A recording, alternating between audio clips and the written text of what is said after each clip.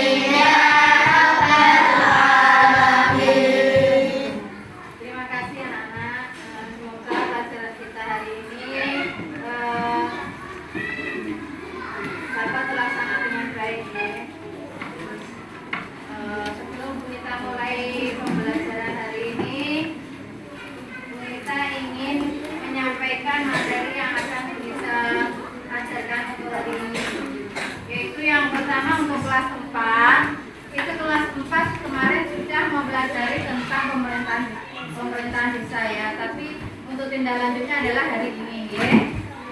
Lalu tujuannya apa? Kita harus mempelajari sistem pemerintahan desa. Tujuannya yang pertama yaitu untuk mengetahui pemerintahan tertinggi dan terendah di sebuah desa ya. Kemudian yang kedua untuk memahami struktur organisasi pemerintahan desa. Kalau di SD di setiap organisasi itu ada strukturnya aja. Contohnya kecil-kecilan saja perpustakaan, nah itu ada strukturnya. Pembina siapa, ketuanya siapa, kemudian anggotanya siapa, nah seperti itu sama saja. Kalau di pemerintahan desa juga ada strukturnya. Terus kita mempelajari. Nah, yang pertama kalian harus tahu sejarah itu penting.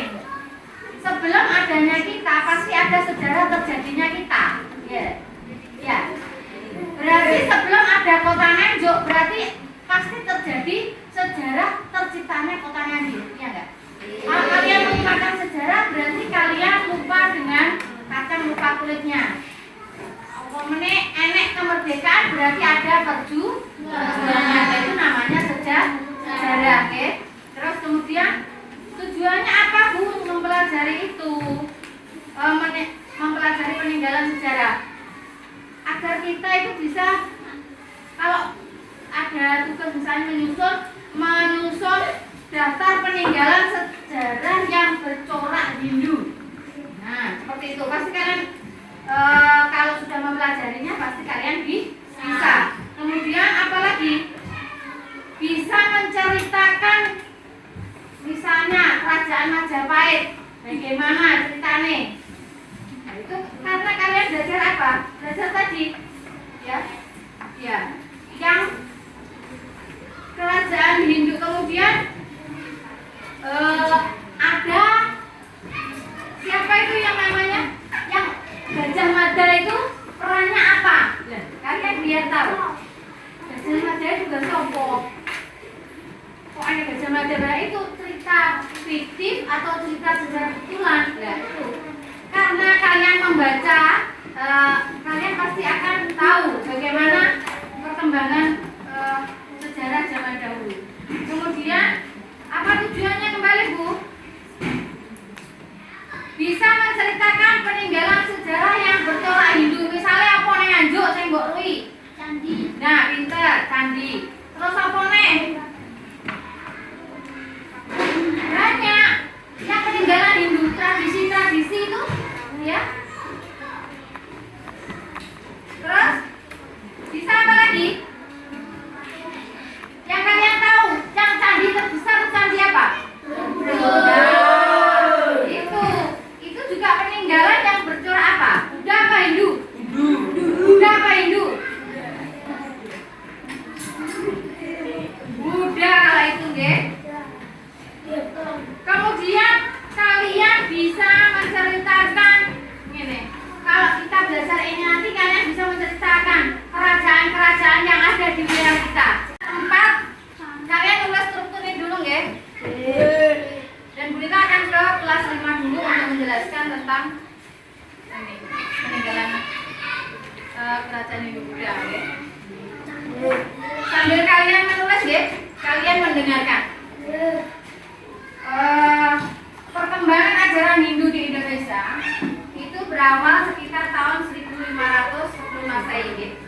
Itu ditandai dengan apa, Cak? Datangnya bangsa Yunani untuk berdagang di wilayah Nusantara, ya. Nah, di dalam ajaran Hindu itu ada 2 aja ajarannya. Ada ajaran animisme dan ajaran dinamisme. Kalau animisme itu ajaran yang tertuju pada pemujaan roh nenek moyang, ya. Roh nenek moyang. Itu contohnya gini. Contohnya kalau kita itu ada sejarah orang-orang yang mengawinkan apa namanya mayat untuk menghormati roh-roh mereka. Nah itu juga ajaran itu termasuk animisme. Kemudian kalau dinamisme itu misalnya sing wong senengane nyimpen keris, pusaka-pusaka sing orangnya dianggap itu sakral seperti itu. Sakral itu kayak punya kekuatan gaib gitu loh, Kak. Ya, itu namanya dinamisme. Itu masih ada sampai sekarang. Kalian tahu nggak? Kalau di SH Ternate itu biasanya ada punya dan pusaka ya. Ya. Itu setiap satu surah pasti dilaksanakan apa, Cak? Ngubah keris. Itu tidak? Itu siraman. Itu sebenarnya itu adalah peninggalan itu. Kalau di ajaran Islam kan seperti itu enggak ada. Tapi kalau di Hindu-Buddha itu kan masih melekat di situ. Jadi sebuah kepercayaan yang merupakan turun-temurun ya, harus dilestarikan itu untuk budayanya. Kemudian dinamisme itu pemujaan terhadap benda yang dianggap mistis, gaib. Jadi koyo keris, koyo apa ya lek zaman dhisik iki sering nyimpen senjata-senjata yang mungkin itu menurut mereka sakti itu punya kekuatan gaib itu nggih. Ada batu akik, zamane tren batu akik kalian tahu? Ada batu akik yang dianggap itu batu akik bisa menyembuhkan. Nah, itu kan itu termasuk di dinamisme ini. Itu contohnya. Kemudian, Cak, kitab suci agama Hindu itu apa, Cak? Al-Quran. Al-Quran itu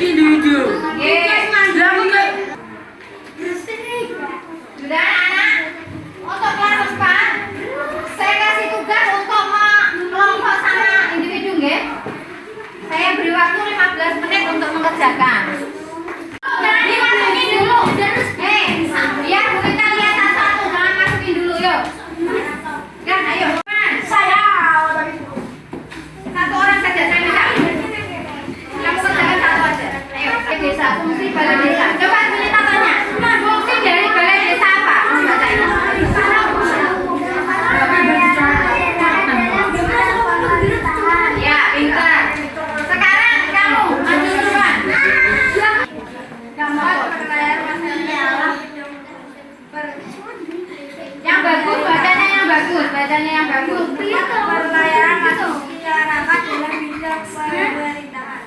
Tempat Pelayanan masyarakat dalam bidang pemerintahan.